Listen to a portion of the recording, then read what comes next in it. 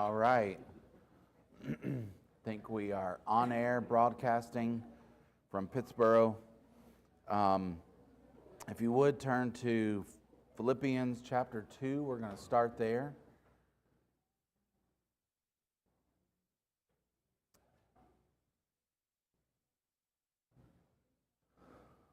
So we're in the portion of our discussion where we're kind of meditating and expounding on the idea from Matthew 5 about being reconciled. Can somebody recap Matthew 5 verses 23 through 25 for me? The reason that we would dwell on reconciliation.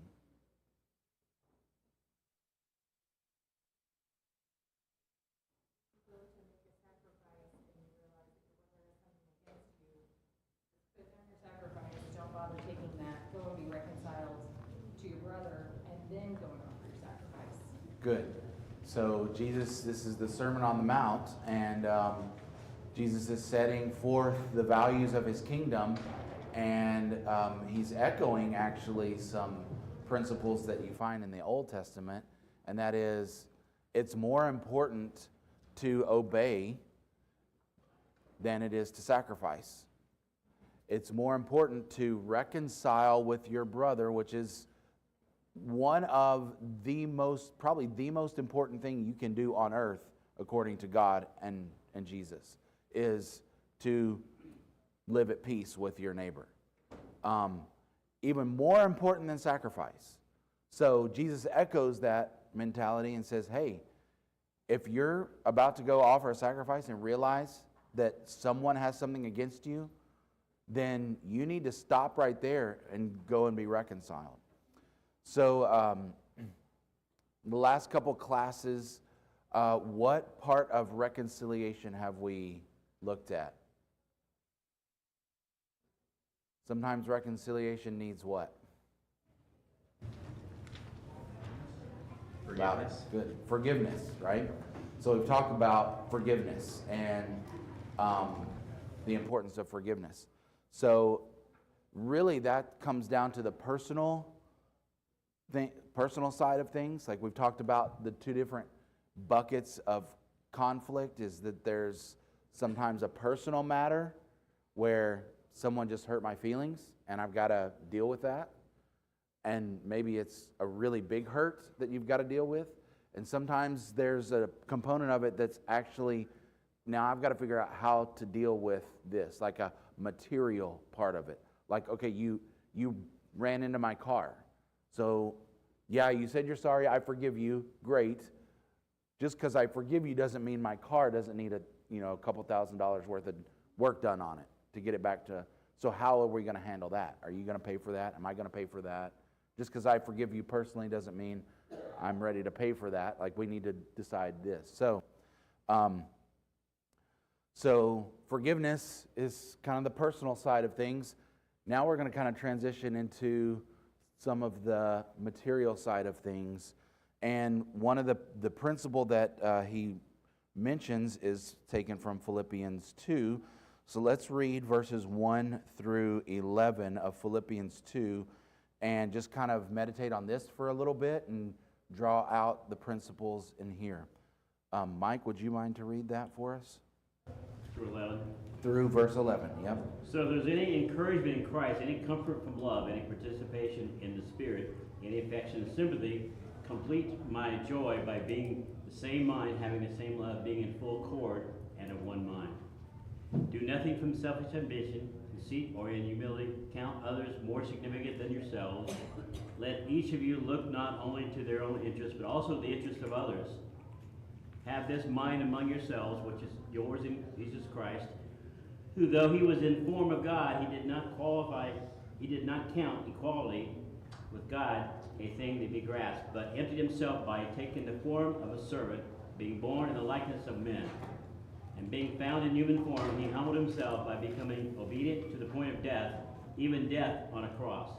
Therefore God has highly exalted him and bestowed on him the name that is above every name, so at the name of Jesus every knee should bow, in heaven and on earth and under the earth, and every tongue shall confess that Jesus Christ is Lord, to the glory of God the Father. Okay, so what did you hear there? Somebody kind of summarize what you felt like this passage was saying.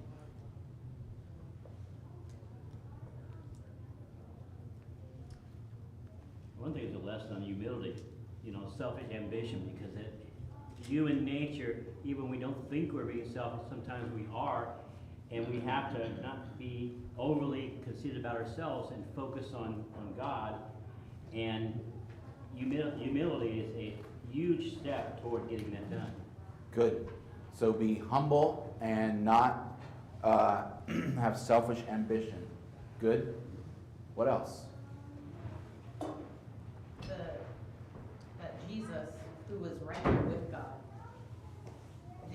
wasn't looking at God going, "Hey, I am you. I'm right here." He put himself down. He came down. He sacrificed himself. He didn't hold himself above any of us. Good. And so how much are we being asked of to humble ourselves and consider others? Good. So Jesus humbled himself. Even though he was equal to God, he did not regard that. Instead, he disregarded his equality with God and came down, right? Good. So why would we read this in the realm of conflict? What principle can Sandy want us to bring out of this?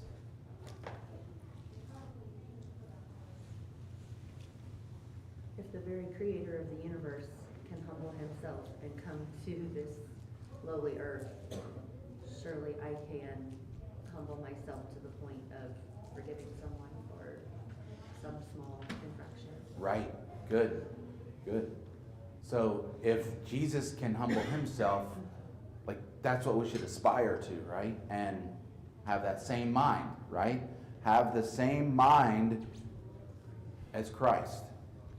Right? And it's really, just so we have some context, he humbled himself by being obedient to the point of death on the cross. That should really give us a whole different mindset as far as what's expected. Right, yeah. I think it's Hebrews 12. In your struggle against sin, you have not yet resisted to the point of shedding your blood. Like, you guys haven't gone that far. You haven't gone as far as Jesus has yet. So keep trying. You haven't gone far enough, right? You haven't gone as far as Jesus did yet. You're still drawing breath. There was conflict between us and the devil. Something had to be done. They had to find a solution. How are we going to be reconciled? And Jesus said, "Okay, this is what they need. This is what I'm going to do." Good. Yep. Do what is needed to reconcile, right?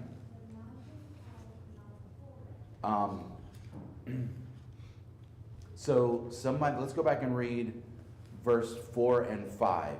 So somebody that has a little bit different translation than what Mike read verses 4 and 5. Alan? Do not merely look out for your own personal interests, but also for the interests of others. Have this attitude in yourself, which was also in Christ Jesus. Okay. One more. Anybody have a different translation, just to kind of get several different verbiage? NIV. Okay. Not looking to your own interests, but each of you to the interests of the others. In your relationships with one another, have the same mindset as Christ Jesus. Good. So I think that's interesting. Verse 5. In your relationships with one another, have the same mindset as Christ Jesus. So in our relationships, we need to have the same mindset that Jesus had. And so rather, in humility, value others above yourselves, not looking to your own interest, but each of you to the interest of the others, right? So, how does that impact your efforts to reconcile? Well, Jesus was without sin, so he was always right. So if there was any accusation brought against him, it was unjust. And so for us, that's never gonna be the case, but it might be that particular thing that you bring against me might be unjust. So if I have the attitude of Christ, I'm still gonna be humbling myself and considering what you're saying. Good. Yep. Good. What else? What else did you notice from the passage? How does this impact our dealing with conflict?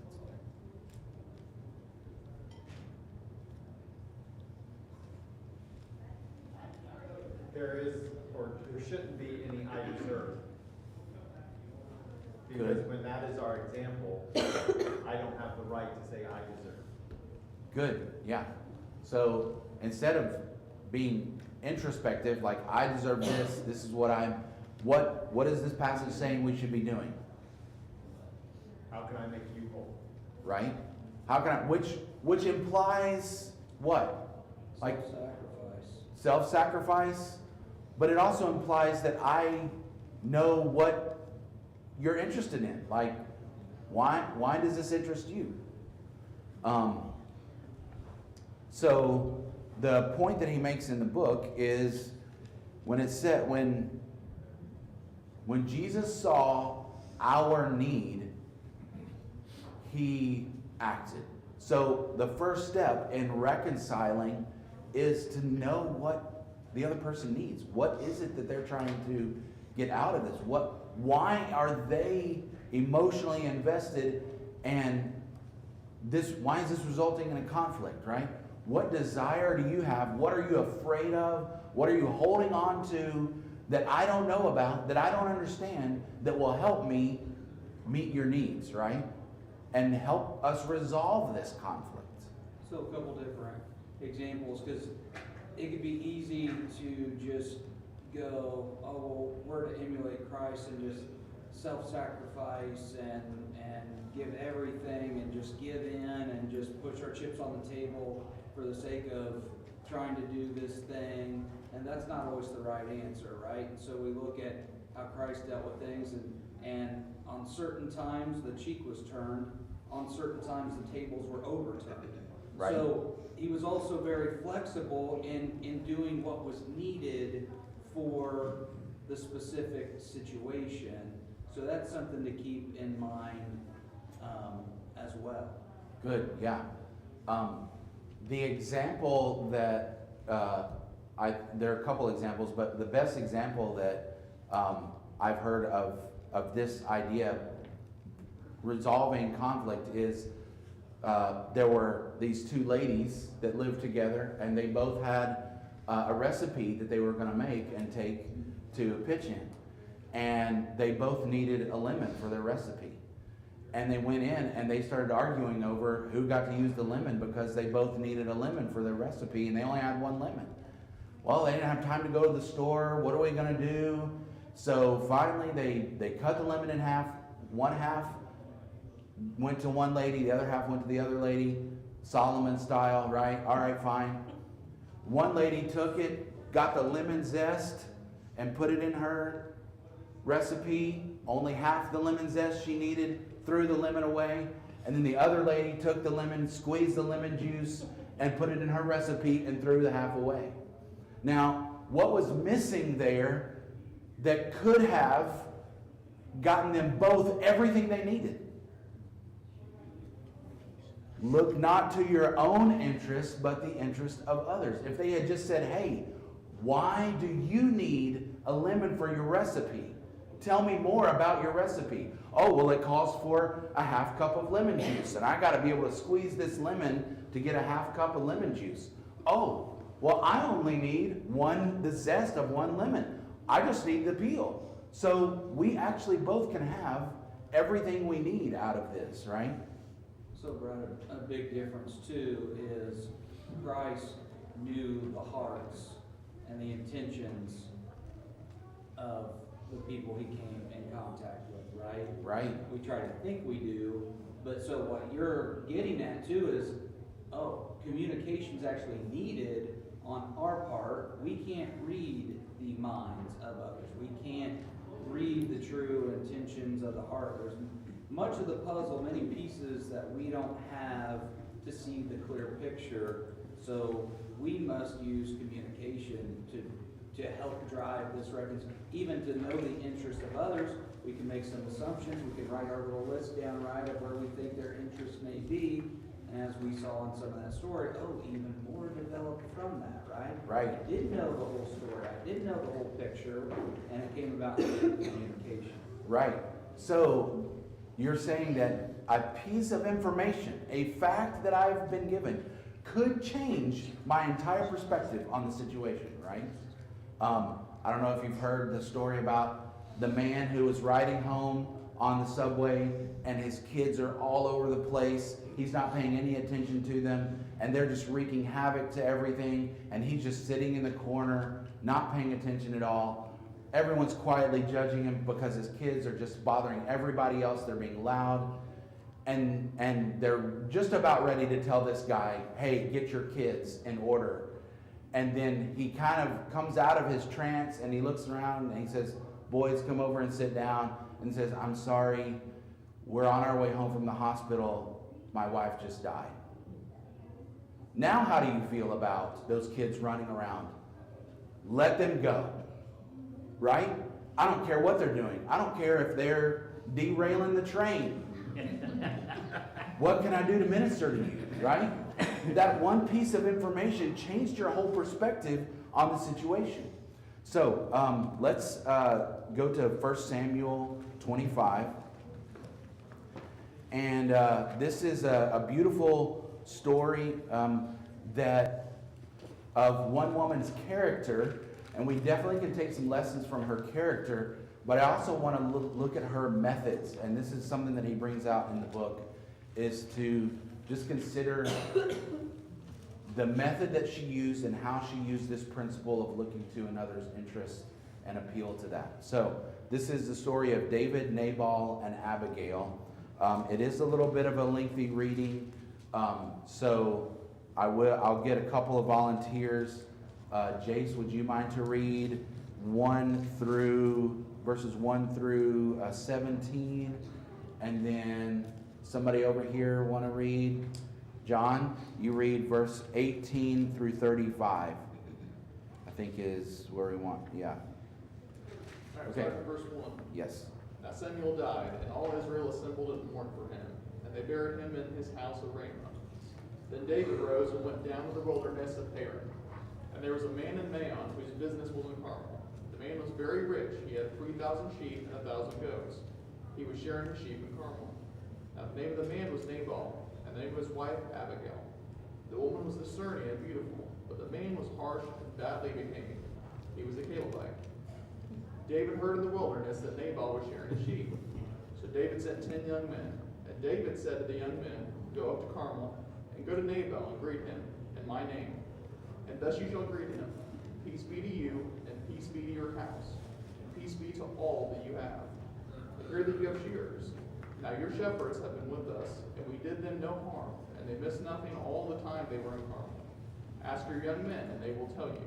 Therefore let my young men find favor in your eyes, for we have come on a feast day. Please give whatever you have at hand to your servants and to your son David. When David's young men came, they said all this to Nabal in the name of David, and then they waited. And Nabal answered David's servants, who is David? Who is the son of Jesse? There are many servants these days who are breaking away from their masters. Shall I take my bread and my water and my meat that I have killed for my shearers and give it to men who come from I do not know where? So David's young men turned away and came back and told him all this. And David said to his men, every man strap on a sword, and every man of them strapped on a sword. David also strapped on a sword. And about 400 men went up after David, while 200 remained with the baggage. But one of the young men told Abigail, Nabal's wife, behold, David sent his messengers out of the wilderness to greet our master, and he railed at them. Yet the men were very good to us, and we suffered no harm, and we did not miss anything when we were in the fields, as long as we went with them.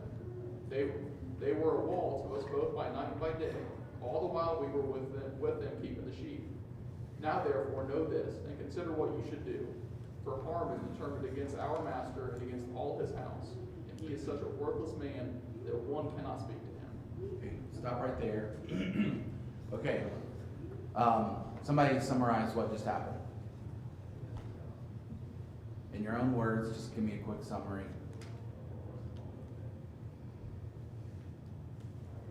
David worked for Nabal, and then he and his men had a need, so they went and said, "Can you help us?" And Nabal's like, "Who are you? No."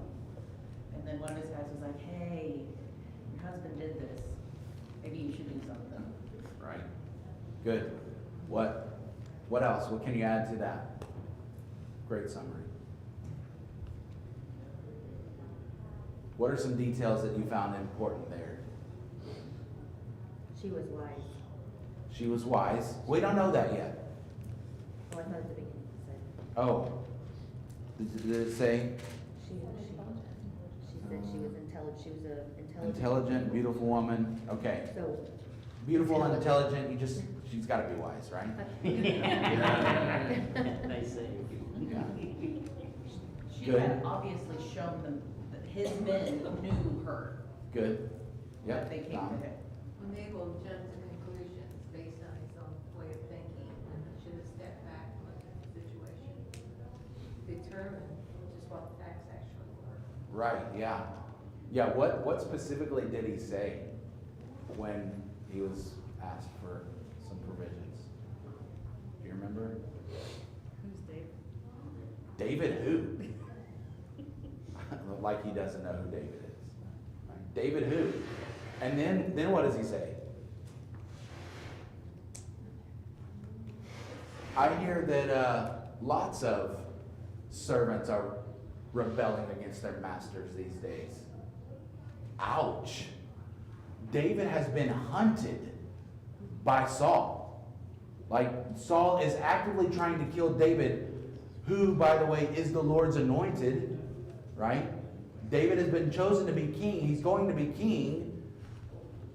But Saul is actively hunting David. That's why David is in the wilderness right now, hanging out with his men, and has no food or provisions. Is because he's being hunted.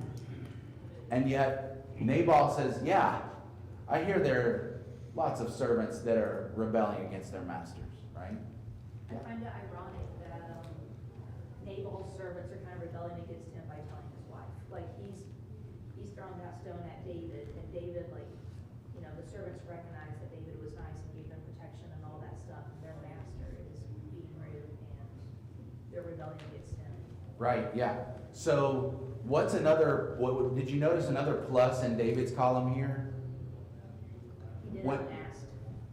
Say it again. He did it unasked. He protected Nabal. Yeah, he protected Nabal's people. Did you hear that? The servant said, night and day they were like a wall around us the whole time we were herding our sheep.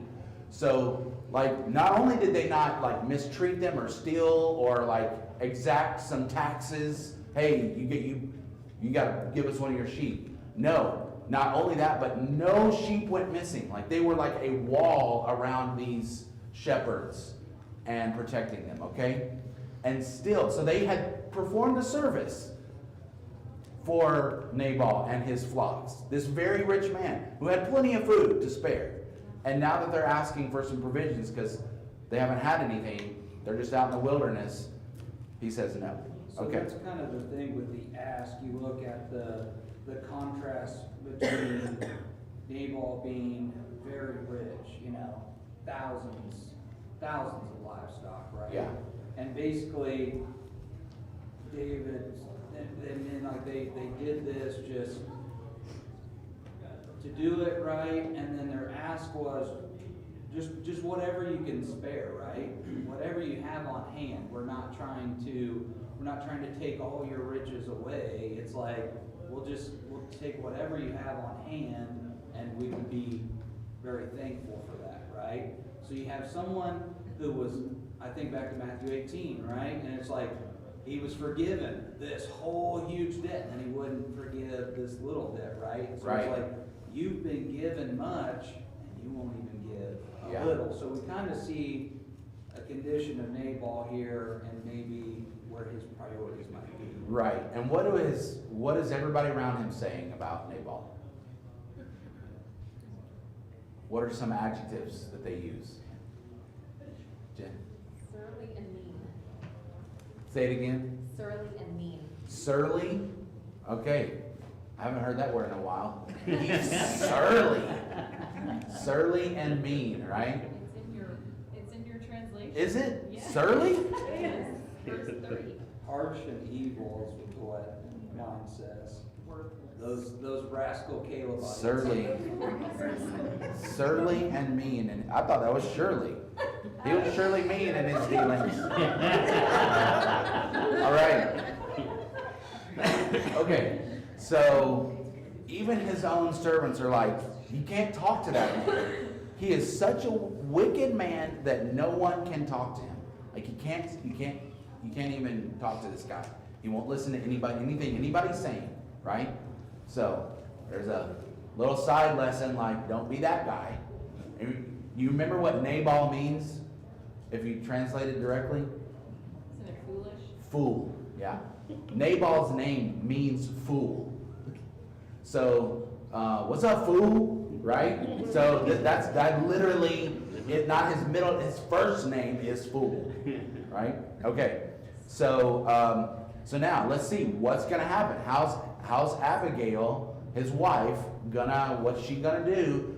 David's men. Oh, we need to do this, right? So where did we leave David? What did he do when he heard that Nabal was like, who's David who? What did he do? Getting ready for arms. Yeah. It's like, boys, saddle up, put your sword on. We're gonna go teach this guy a real quick lesson. And what is their plan?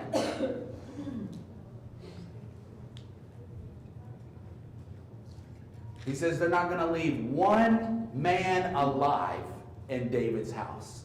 They're going to cut down every male in David's household. Or Nabal's household, sorry. Right? So, that's where we leave it. So, now, John, pick up in verse 18, Abigail. Abigail acted quickly. She took 200 loaves of bread, 2 skins of wine, 5 dressed sheep, 5 seahs of roasted grain, and 100 cakes of raisins, and 200 cakes of pressed figs, and loaded them on donkeys. Then she told her servants, "Go on ahead, I'll follow you." But she did not tell her husband Nabal. She came riding her donkey into a mountain ravine. There were David and his men descending toward her, and she met them. David had just said, "It's been useless, all my watching over the fellow's property in the wilderness so that nothing of his was missing. He has paid me back evil for good. May God deal with David, be it ever so severely, if by morning I leave one male of all who belong to him." When Abigail saw David, she quickly got off her donkey and bowed down before David with her face to the ground. She fell at his feet and said, "Pardon your servant, my lord, and let me speak to you. Hear what your servant has to say. Please pay no attention, my lord, to that wicked man Nabal. He is just like his name. His name means fool, and his folly goes with him. And as for me, your servant, I did not see the men my lord sent. And now, my lord, as surely as the Lord your God lives and as you live, since the Lord has kept you from bloodshed and from avenging yourself with your own hands, may your enemies and all who are intent on harming my lord be like Nabal, and let this gift which your servant has brought to my lord be given to the men who follow you. Please forgive your servant's presumption. The Lord your God will certainly make a lasting dynasty for my lord, because you fight the Lord's battles, and no wrongdoing will be found in you as long as you live. Even though someone is pursuing you to take your life, the life of my lord will be bound securely in the bundle of the living by the Lord your God. But the lives of your enemies he will hurl away as from the pocket of a slain. When the Lord has fulfilled for my Lord every good thing he promised concerning him, and has appointed him ruler over Israel, my Lord will not have on his conscience the staggering burden of needless bloodshed or of having avenged himself. And when the Lord your God has brought my Lord success, remember your servant. David said to Abigail, Praise be to the Lord, the God of Israel, who has sent you today to meet me. May you be blessed for your good judgment and for keeping me from bloodshed this day and from avenging myself with my own hands. Otherwise, as surely as the Lord, the God of Israel, lives, who has kept me from harming you, if you had not come so quickly to meet me, not one male belonging to Nabal would have been left alive by daybreak. Then David accepted from her hand what she had brought him and said, Go home in peace. I have heard your words and granted your request. Good. Okay. Well, somebody summarize the rest of the story there. What happened?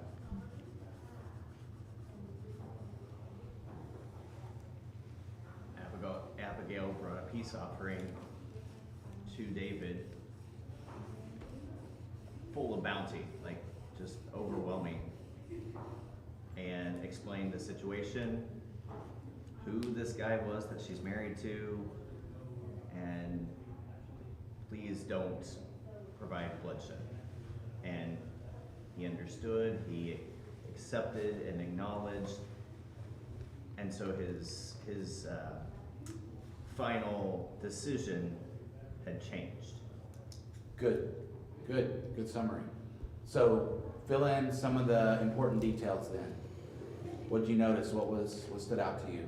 Abigail praised David overmuch, and he appreciated that she respected him. Right. She spoke well of him, right? What were some of the things that she said about David?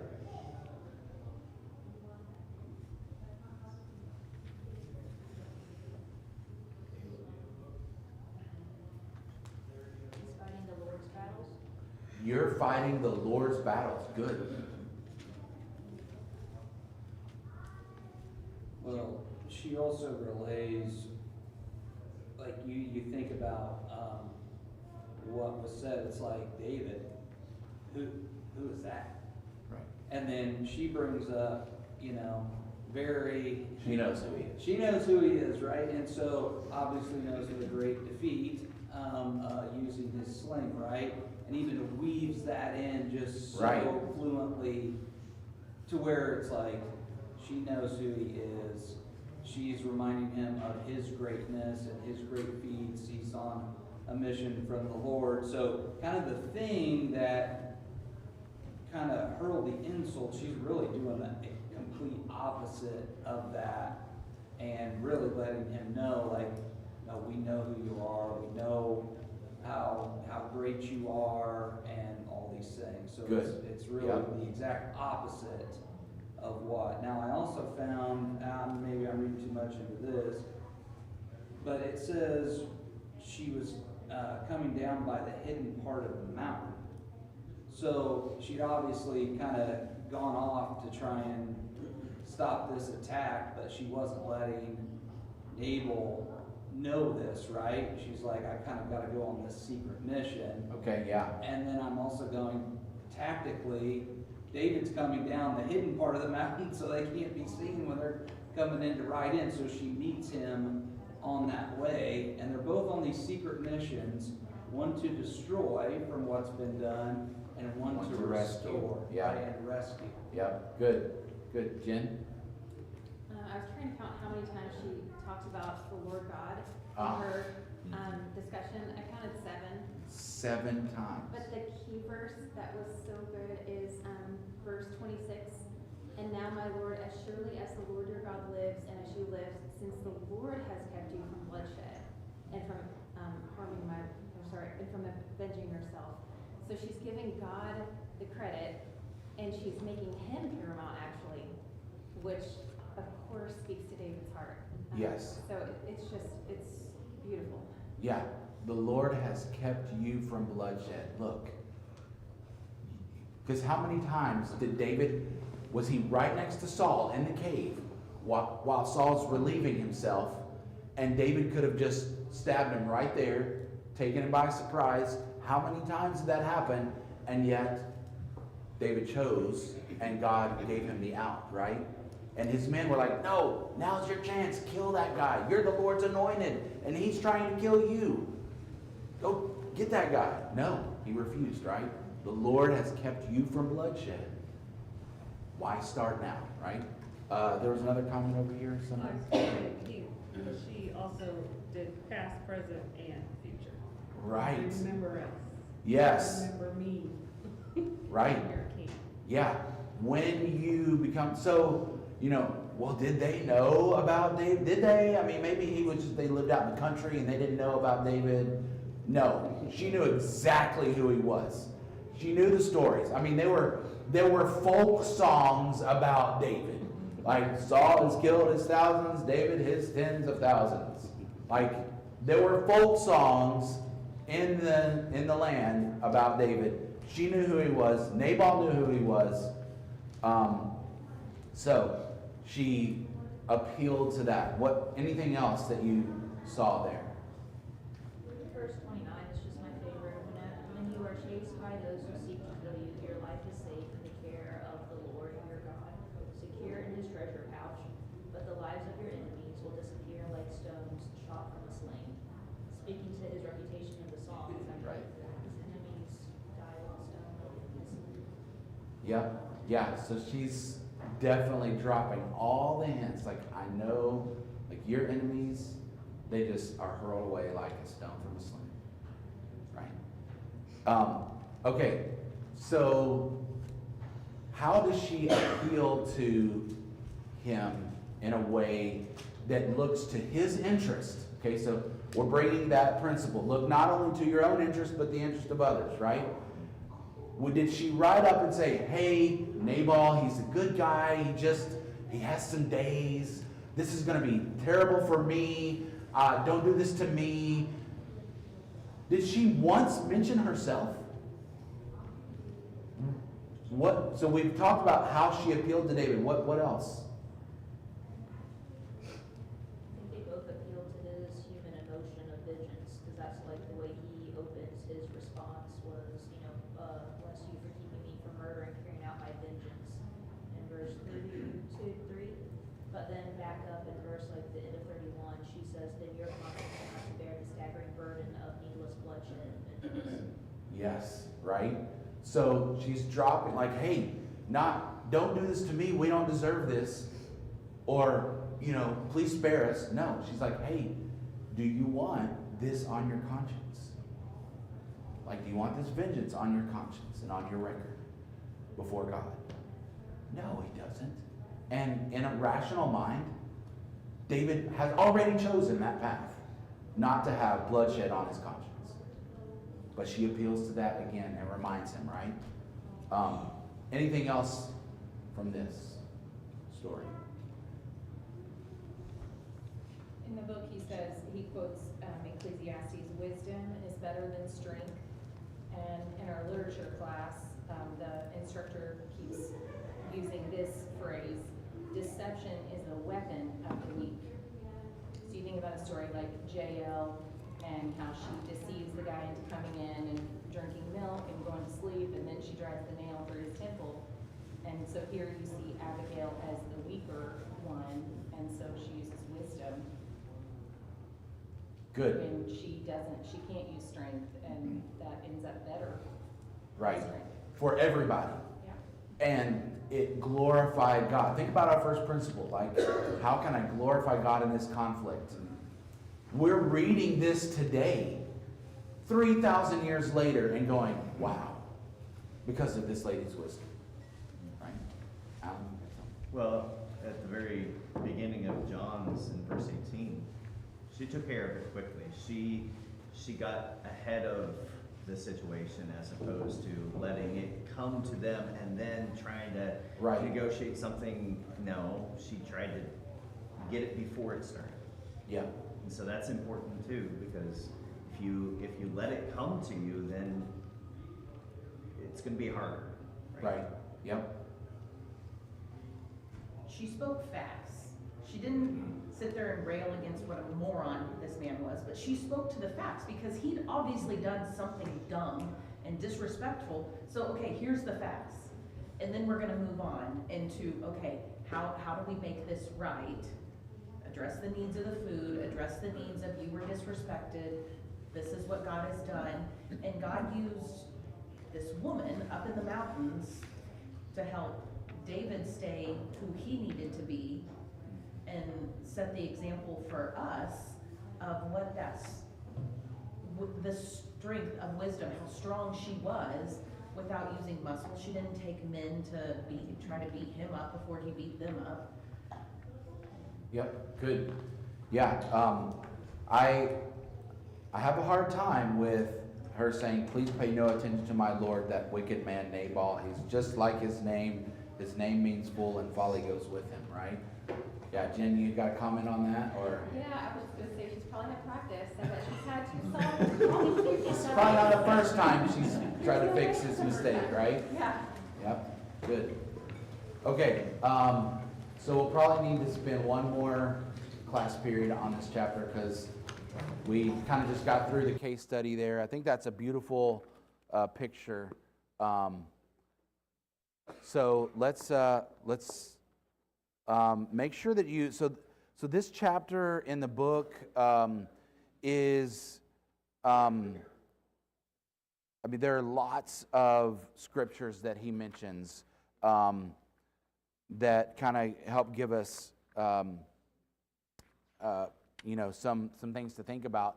But also, there's just some really practical wisdom in there too that maybe is not biblical in the strictest sense, but rather it's kind of drawing out some of those biblical ideas into some practical applications of how to prepare, how to approach somebody when you have a conflict.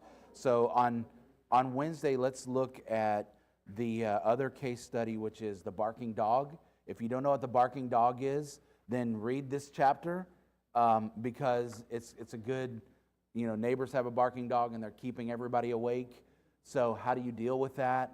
How do you deal with that with your neighbors in a way that glorifies God and tries to find a solution to the problem? So we'll look at that example on Wednesday and finish the discussion. And I apologize, you have to hear me again in a few minutes. So getting double